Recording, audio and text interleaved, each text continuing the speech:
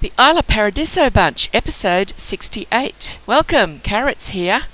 As I said in the previous episode, we'll resume with Hayley's bachelorette party. This is happening in their vacation home in France. I didn't invite this many Sims, as I didn't think I did, but it's quite a household have turned up. That's one of the two aliens that I invited. She's there, just changed out of her alien outfit into a little pair of shorts and a top. And there's the other one. Oh, there's some champagne getting thrown. The other alien's over there in that pink skirt and white top dancing. Looks like the party dancers, the hired dancers, have finished their performance and they're now going to join in the fun by just sticking around and dancing with everybody else. Oh, what's Craig wearing? He's looking very fat. He's got black and red checked swimmers on. Never seen them before. Everybody seems to be changing into something strange. Is he trying to be one of the party dancers? He's got that mysterious weight gain moodlet. And I blamed those two aliens that I invited to the party when I saw they were in the list of Sims that were able to be invited, because I have plans for the one who's responsible for his weight gain to suffer and pay for it. I'm pretty sure I know which one it is. Actually, I do know which one it is because I've played ahead and I could check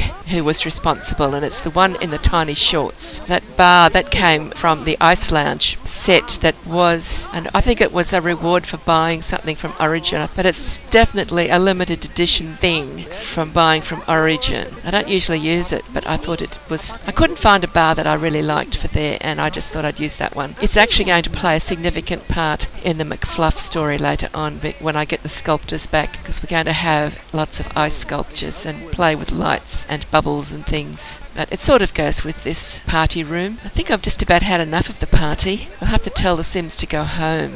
It's getting a bit late. I'll get someone to ask everyone to go home shortly. There's somebody else in black and red and black and white checked swimmers. Wonder what that's about. Craig's got them on as well. But hers are just red and black. She's red, white and black. It's a bikini. Interesting. I haven't seen that happening before. Meryl's making some drinks. She's really good with the mixology skill. I got her well trained earlier on, although it looks like she's still gaining some skill there. I should have put some counters in this room. I didn't think of that because they were in the kitchen dancing on counters earlier on. So Meryl's just making drinks so people can go up there and pick them up. That's very good of her.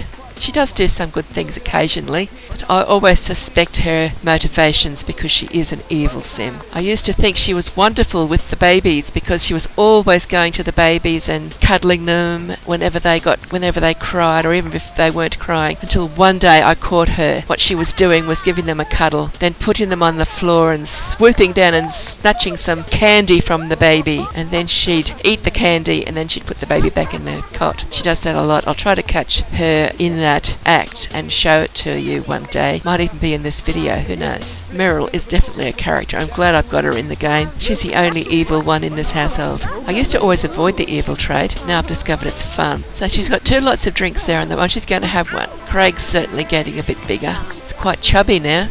I'm glad he's in his swimmers, at least not his. That's something that the game has chosen for him, because you can actually see his change of shape. He had a black suit on before that was disguising him, how he'd changed. He just looked a bit fatter. Now you can see he's not his usual trim self. And Sam in the blue suit, he stayed in his clothes. He's getting tired. I think the party is gradually thinning out. I think that grey-haired bloke with just got the drink, I think he's that Lambert. I've forgotten his first name. He wasn't invited, he just turned up. I was going to have female-only party, but I think it's more fun with a bit of mixture. It is mainly all females that did arrive, because it was only females that I invited. Meryl's on a constant lookout for a wealthy spouse. I don't think those party dancers will be wealthy, but you never know. You never know who's going to want to work as a party dancer. Craig's quite friendly with that alien. She's not the one that's responsible for his condition, though. It's the other one. I was wondering how I was going to capture the alien that I wanted to capture, and then I saw that they were able to be invited to this party. That's the guilty culprit there with the little shorts on. She's the one I want. Muriel showed up in a blue bikini. Where did she get that from? I've never seen that one before. Oh dear. Who else is going to change into a swimsuit, I wonder? I think the swimsuit that I gave Muriel is very discreet. One piece, black. There she is in a bright blue bikini with white trim. I Hello. It's time we went home. They're falling asleep from exhaustion. Another bottle of champagne going. There's 2 of them flaked out on the floor. Another one gone.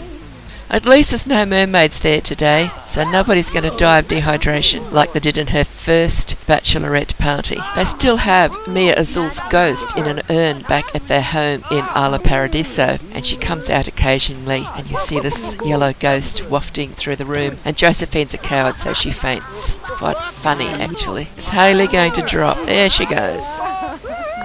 There goes Craig as well. And the ones down, here's Muriel again in her outfit, her swimmer's bikini. I think it's time to tell everybody to go home. Who's going to do the honours? Looks like it might be going to be Craig. Oh, more champagne! These are all just the hangers-on. I should have gone home hours ago. There's another 2 there on the floor snoring. Turn the music off. Tell them all to go home, Sam. Yeah, turn the light. Oh no, this is going to be a ghost story. Oh dear. Going home time. Good night, everybody. Glad you could come home. Had a great party. Sorry about that, Muriel, but you're not going to get a ghost story after all. They're all going home now. It's time for you to go to sleep. Get out of that blue bikini. Shouldn't be long before Craig has his baby now. This is an alien abduction about to happen. Who's gone to the graveyard to get abducted? It's a long way from home. I think these aliens have turned up from somewhere else and had to wait a long time for Jeannie to turn up. So it's Jeannie's going to get abducted this time. They all seem to be getting abducted during this visit to France. That's how Craig got to be so fat. At least the females won't have that problem. Don't know why they came to the graveyard for her. She wasn't there. Took them ages for her to arrive as a ghost. Should I wait here for them to bring her back, or will I take her home? That's what this ghost is up to. There she is. She's come back. The alien's heading off in a push bike. I wanted to see the alien car take off. Missing and I miss out by the look of it. I wonder if that's an alien from the party. Now, since Jeannie's at the graveyard and she needs to get a photo of a flower, and there's lots of flowers in the graveyard, so I thought I'd send her in there to take a photo of a flower. And I can tell you now, she took about a dozen photos of flowers, and they were called everything from nothing to great garden to, I don't know, several different things, but not one of them was called flower, so she didn't get a photo of a flower. Now, while at the party, Judy took a DNA sample from Leah Dutil, and now she's going to make herself clone of Leah Dutil. Judy seems to like cloning. She's got another daughter that I haven't introduced to this save yet, but I will, because I really like little Annie. She's living in the Witch's Village, and I'm going to go and get her and add it to this household. Not with this save, with this particular episode, but she will be joining us shortly. She's a child. And Judy cloned her way back, years ago, back when University Life was first released. It's just that I've never let her grow up. I've hardly ever played with her. She's done the child skills, but that's all. There's also a little plant sim, Charlie the plant sim, who's still a child as well, that Judy made. There you go, there's a clone of Leah Dutil. We'll call her Donna Dutil. So we've got an extra baby in the house now. Isn't anywhere to put her. We better go into buy mode and get a cot. We might get 2 cots while we're at it, because Craig's going to need one shortly as well. There we go. We've got our cots, one for each baby. Of course, Craig's baby hasn't been born yet. There's Judy putting her away so she can sleep in her cot. Have to take them back to Isla Paradiso. I discovered that I couldn't travel with a pregnant sim. They arrived okay, but they weren't pregnant anymore. So if you want the baby, you need to wait until it's born in the world that the pregnancy started in. It's daylight out there, middle of the day after the party. So she's back out there mopping the pavement. The trees have grown, and they're actually getting fruit as well. Are they apples or pomegranates? I think they're apples. There might be a pomegranate there as well. And there's a coconut tree. That's from a mod. See, that alien lives with them now. I captured her and added her to the household. So she'll go back to Isla Paradiso with them. When I finally decide where they're going to live, I was thinking of moving them to Sunlit Tides to avoid the lag that I'm getting in Isla Paradiso, but I want to give Isla Paradiso a fair chance first. I'm going to do a bit of work there and see how I go. But once I've decided where they're going to stay from now on, I will kick that alien out of the household and she can live on her own somewhere. I'll keep her in the world because I want the little alien baby to have both parents. Meryl had to report in with a result of an opportunity she had with the Lamberts and copped a water balloon in the face for her efforts. I thought they were going to have a water balloon fight, but it never eventuated. Meanwhile, back at home, Craig was doing what he likes to do. He was dancing and thinking about what was happening to him. Poor Craig should not have gone off with that alien, but we've captured her. She won't get away from you now. You're not going to be left alone to raise this child all by yourself. The birth is approaching soon, and Craig's doing some of his favourite activities. He's dancing to the music in the party room. There's still a few hamburgers or veggie burgers, whatever they are, left over there at the table, and the household are coming in one by one to enjoy a breakfast. Looks like the time has arrived. Only Craig and the aliens know what happened on that UFO, but whatever it was left Craig pregnant. Would you like to raise the alien baby or return it to grow up in its home world? We'll keep the baby, thank you. I was expecting a baby girl because that's what he already had when we ran through this in the previous playthrough, but he had a boy, and I just couldn't cope with the fact that I'd got used to Craig having a girl. So I did something really silly. I went to an old save, took me ages to do it, got the girl out of the save, put her into my library and added her to this game. So he's ended up with twins, a boy and a girl. If he'd only had a girl this time, it wouldn't have happened like that. Not to worry. We called the baby boy Paul, and his sister is Penny. Baby Paul enjoyed his first bottle before going into his cot. Sam and Muriel were in the kitchen eating some breakfast. Looks like Sam's headed back out to the garden to play in the sprinklers. Craig had made some nectar while he was pregnant. We saw that in the last episode. He had an opportunity to make 3 bottles of very nice or better nectar. And so before he heads back to Isla Paradiso, I got him to go and deliver the nectar. Now Craig had another opportunity or adventure that he needed to complete in France, but he couldn't do it until he returned home. So as soon as he had delivered his 3 bottles of very nice nectar, he and the rest of the household travelled back to Isla Paradiso. And here they are back at home in their house on Plum Bob Island. Those 2 little girls are going to age up because they've been toddlers for most of this series. We set up the birthday cakes at the Plum Bob Island home, but constant writing errors meant we had to give up on that idea, and everybody went across to their original house, which is quite small, but it's over in a different island in Isla Paradiso. It's where they lived when this game first started. It's where they lived when the girls were first born. Hayley has no trouble getting to the cake in this house, so she picks up Wendy again, and Wendy has her birthday. There she is, blew out the candles. Oh, there's little Jerry toddling across. And Wendy had such a good toddlerhood that we get to choose a trait for her, and I thought I'd get her the athletic trait. She loves the outdoors, she might as well be athletic as well. I don't like the athletic careers because they didn't fit in with some of my earlier games, and I don't put Sims into those careers anymore. But it's okay to have an athletic trait. They didn't organise this party very well. Most of them are still back over at the other house. But we've got enough to have a bit of a noise, and she can have cake. We just need to get these 2 little girls aged up.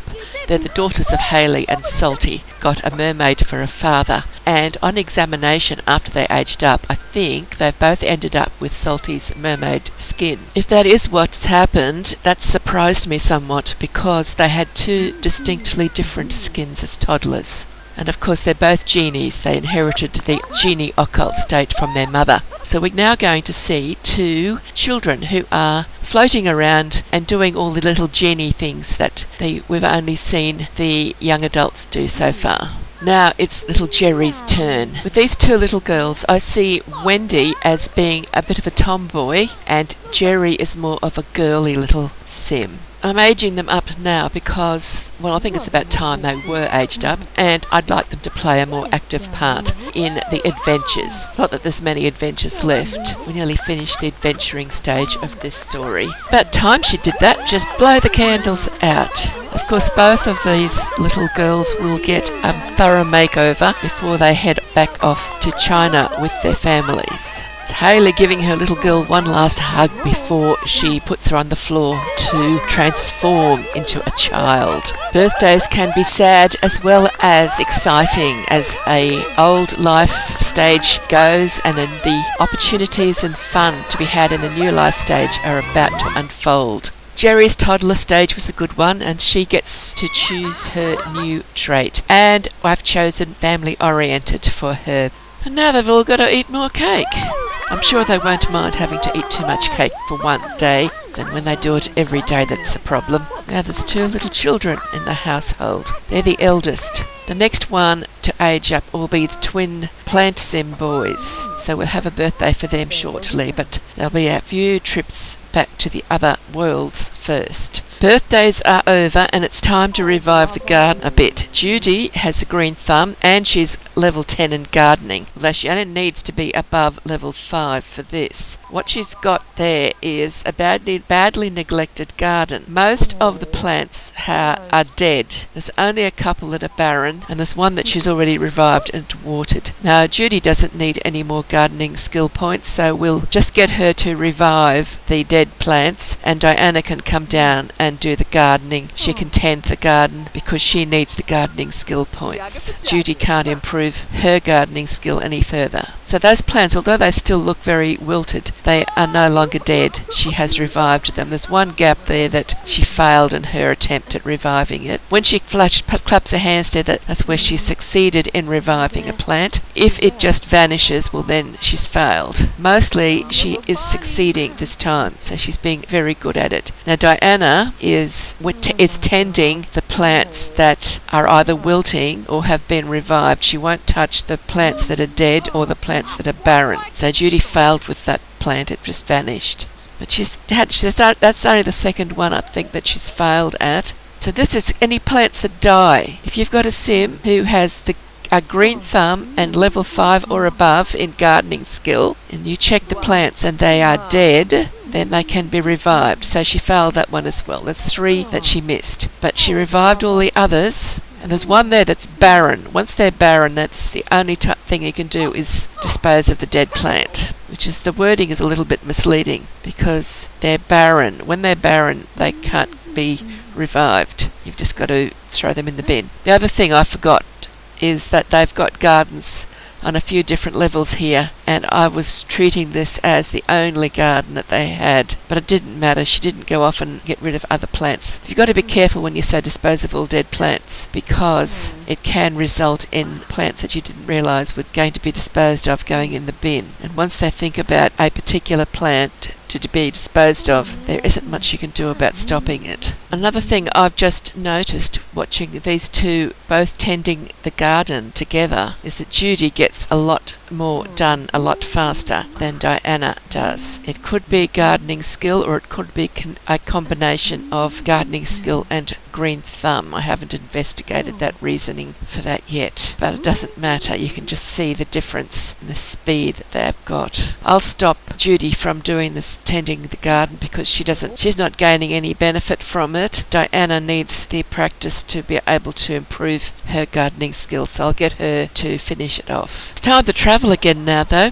The travellers who had the 2-day moodlet that they won't allow them to travel again have now lost that moodlet. It's timed out, so they are now free to go back to France. Now they'll go back to France. They came home because Craig had an opportunity from China that he needs to work on in France, but he couldn't do it when they were just in France because I sent them direct from China to France, and the game required him to go home first. So that's what they did. They came rushing home, and now they're ready to go back to France to finish off that opportunity, or the part of it that needs to be done in France, and any other French adventures they can get, because most of them are still level 1 visa in France. So that'll be it for the gardening, and the next scene they'll be back in France.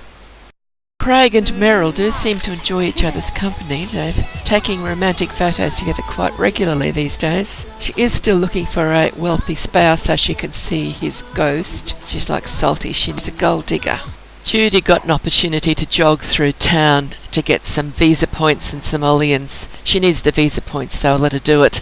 Hayley's fiancé, the evil Salty mermaid, was seen at the base camp in France.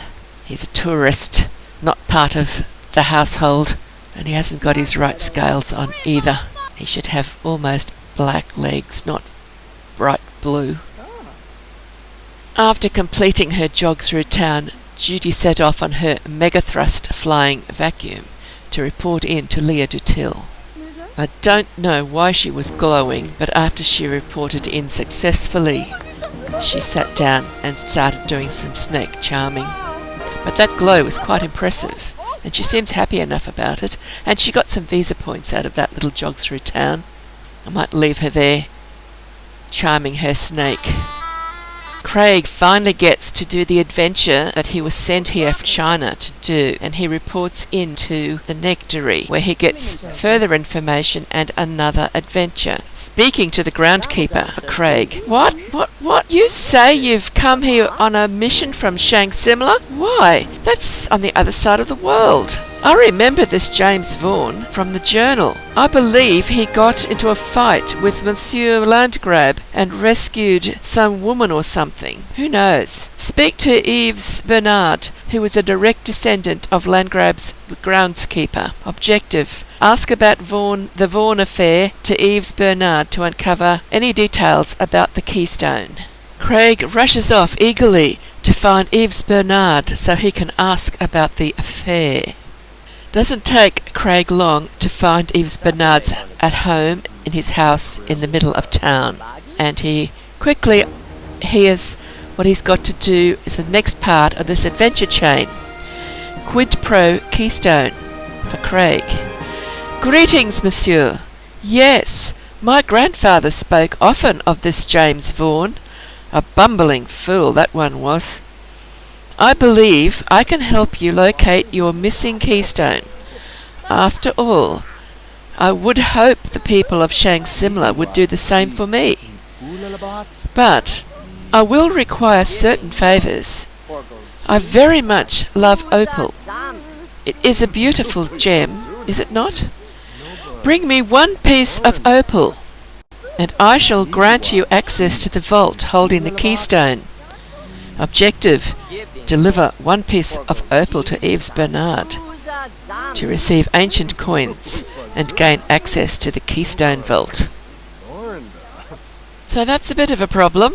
Although they have several pieces of opal, cut and uncut, everything has been left behind in Isla Paradiso. There's usually opal available under one of the boulders at this little fishing hole, but we smashed the boulders a few episodes ago. I was hoping the opal might have come back, but unfortunately when we looked there was no opal. There was no opal anywhere in the whole world, and we looked for about 3 days. But in the meantime they found lots of birds and flowers and fish and insects as well. Of course, quite lucrative in the insect collecting department, but no opal. Until I had a brainwave. Well, we started taking advantage of the Tear of Horus that Sam had in his inventory. They bought it from the special merchant using ancient coins in Egypt, and it tells them where it works like the collection helper, except it finds treasure.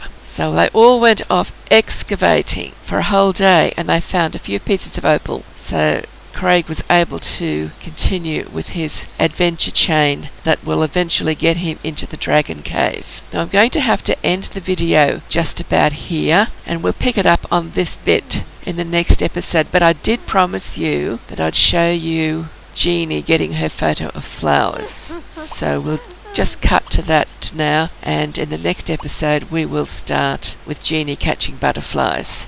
I sent Jeannie back to the graveyard to get the photo of the flowers. Now you don't have to come to the graveyard, these flowers are also in the market outside the general store. So here she goes. She's going to take the flower. See, it says flowers. And now she can deliver her photo of the flowers. It's that bucket of purple flowers. I know I've taken photos of flowers in Jean-Luc Privat's garden and had that work for me once years ago, but it wasn't working this time. She heads off to report in. I think the person that she's got to report to is visiting the nectary, so she's got a way to go on her little Ken spa. And Jeannie arrives at the nectary and finds the person that she needs to report to. And that is the end of the episode on getting the photos of the flowers. Now you know which ones to photograph when you get stuck. I hope you've enjoyed the video. It's been a bit busy, and the next one will be in France, and then they will head back home to Isla Paradiso. So I hope you've enjoyed this one, and thank you for watching. And please like it if you have enjoyed it, and think about subscribing if you've not subscribed and are interested in seeing more of these videos. Bye bye for now, and happy simming.